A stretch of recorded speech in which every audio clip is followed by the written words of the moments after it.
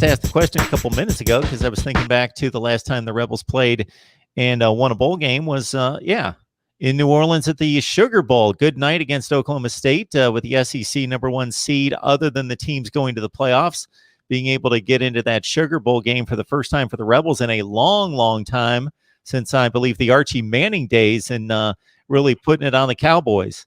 Yeah, that was a great day. And then we alluded to the fact that the year before that, things were not very good. That Peach Bowl, that was an ugly game. The Sugar Bowl, thankfully, was a much better day. I was at both of those, and I mean that is the polar opposite of college football games right there for you.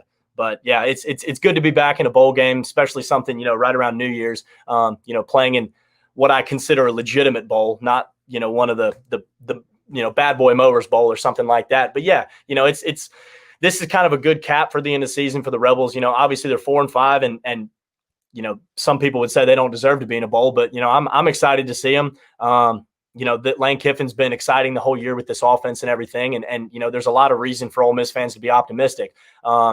And so this is going to be a great test at the end of the season. This Indiana team, like we were talking about, this is a good team. I mean, their only loss comes against Ohio State, who's in the playoff right now. And, they play them in a one-score game. Granted, they were behind for most of that game, but they play a one-score game against, a top 4 team. So, this is going to be a good chance for the Rebs here.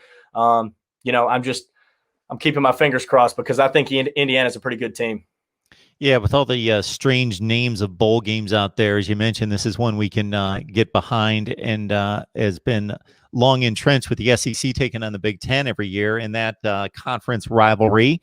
So with the Rebels, the way things finished off this season, and just looking at the personnel since the last time they were on the field, what are the comings and goings and the rumors about who's going to play, who's not going to play, and how does the depth chart look? Well, so before the LSU game, Elijah Moore and Kenny Yeboah both opted out.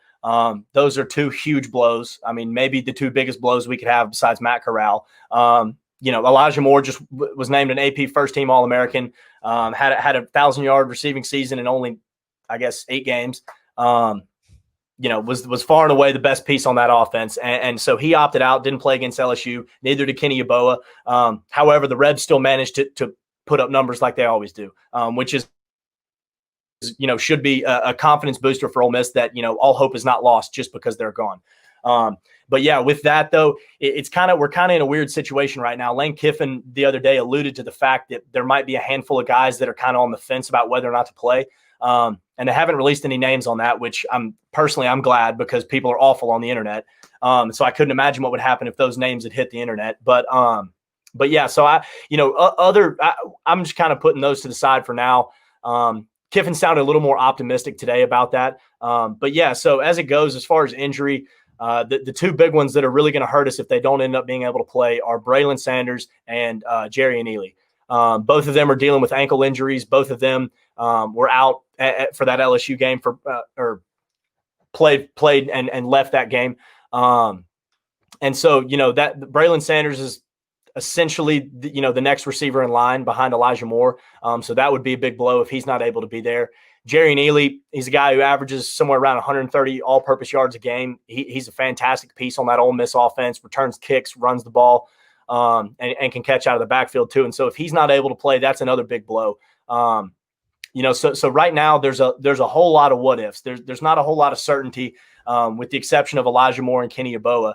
But if we play with everybody else that can play, we should be in good shape.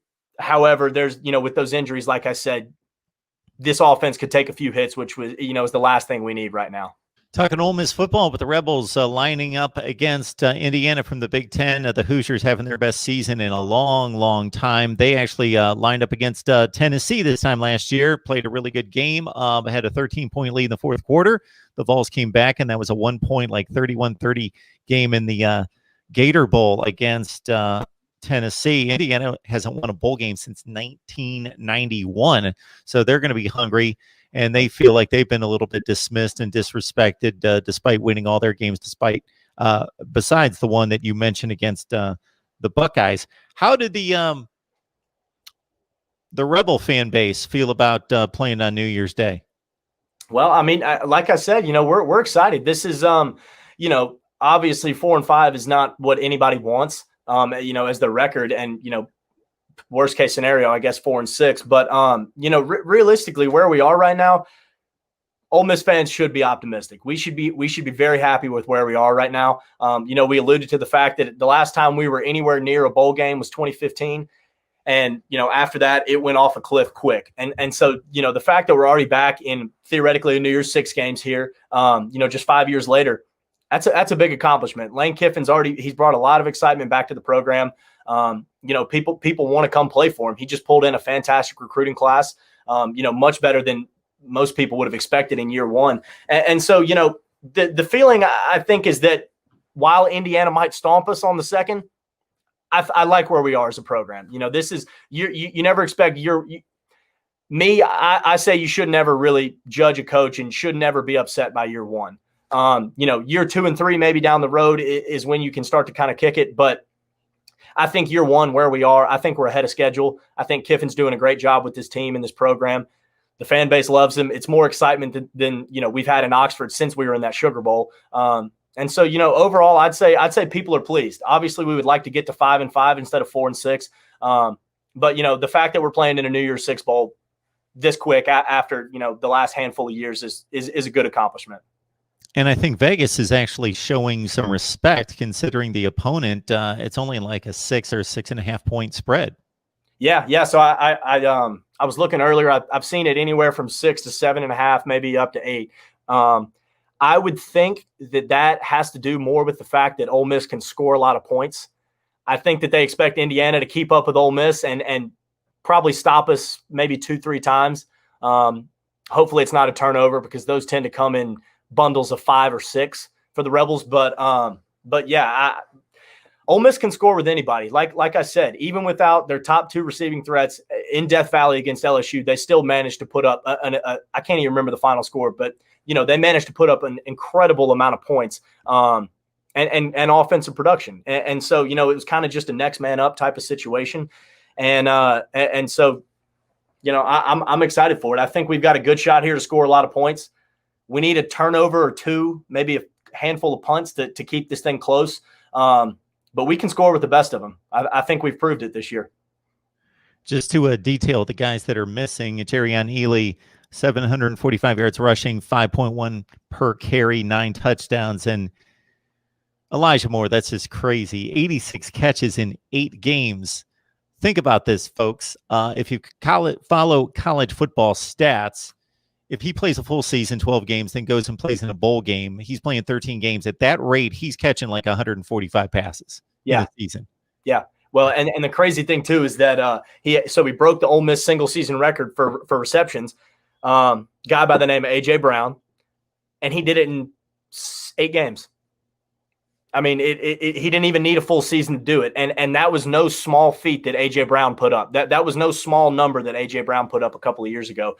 And so, yeah, I mean, personally, selfishly, I'm really sad to see him go because I really want to see just how much he can do. I mean, I want to see a full Devonta Smith unleashing on college football for 12 full games because I don't know. That dude he's something special. Lane Kiffin talked about him at the beginning of the season and said, look, we're going to get the ball to our best players, and that's how we're going to run our offense. And he was telling the truth.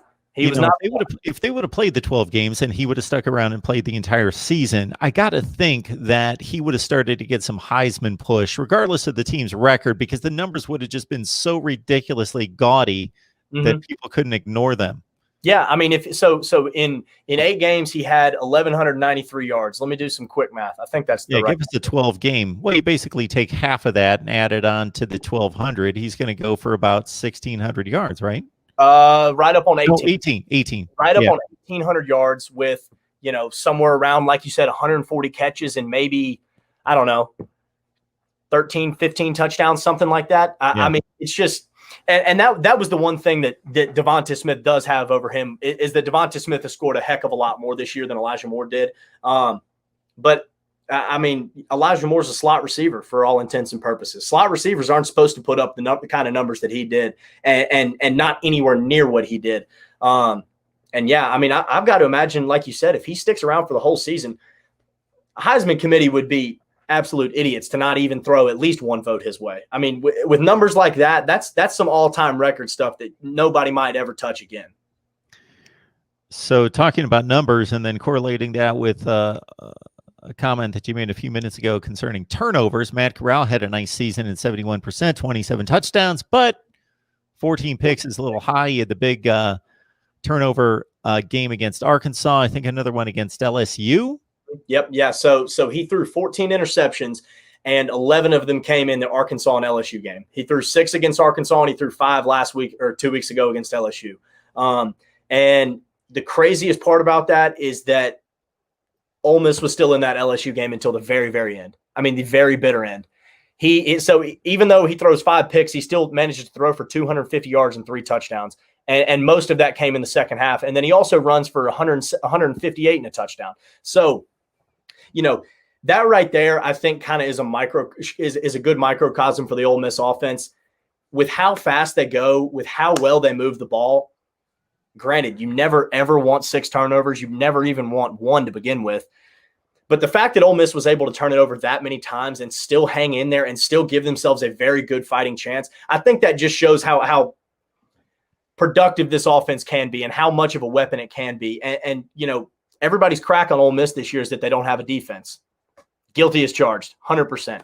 But, it gives a good glimmer of hope that, hey, if we did have a defense that could force 2 turnovers a game, 1 turnover a game, maybe 3 or 4 punts, we're probably winning more football games than we're not if we move at that same pace.